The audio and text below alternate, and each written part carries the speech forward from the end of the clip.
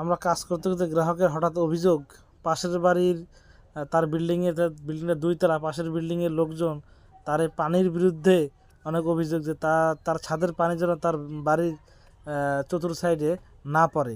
আসলে তার জন্য গ্রাহক আমাদেরকে ডাক দিয়েছে এবং বলতেছে এটার ব্যবস্থা কী করা যায়। সেক্ষেত্রে আমরা দেখেন ব্যবস্থা, যেহেতু ছাদের একদিকে স্লোপ আর ছাদটা কিন্তু পানি জমে থাকলে ছাদটি নষ্ট হয়ে যাবে, মানে ড্যাম পড়ে যাবে ছাদের ওখানে।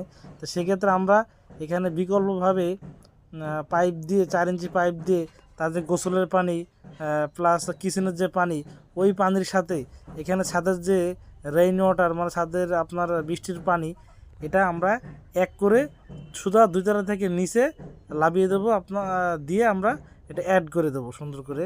এই যে আমরা ছিদ্রের মধ্যে ছিদ্র করে নিচ্ছি, নিয়ে এখন এই যে পাইপ জয়েন করতেছি, করে আমরা কাজটা কীভাবে করি সেটা আপনারা দেখাবো, আপনারা দেখবেন। এই যে আমরা অলরেডি পাইপ ফিটিং করে দিচ্ছি, আমরা দেখছেন একদম পাইপ ফিটিং করে এই যে আমাদের এইদিকে টোটাল ওই 3টা পাইপ পরপর যে একটা ফিটিং করছি পাইপ, এই যে একটা পাইপ ফিটিং করছি এবং এই যে একটা পাইপ ফিটিং করছি। 3টা পাইপ এখান থেকে পানি সরে যাবে, 3টে ছাদের দিকে স্লোপ করা হয়েছে, যার কারণে আমরা এই যে দেখছেন পুরো টোটাল পাইপটা ফিটিং দিয়ে আমরা এই যে সুন্দর করে পাইপ ফিটিং দিয়ে এই দিক থেকে ফিটিং দিয়ে আমরা এই যে এখানে নিয়ে চলে আসছি।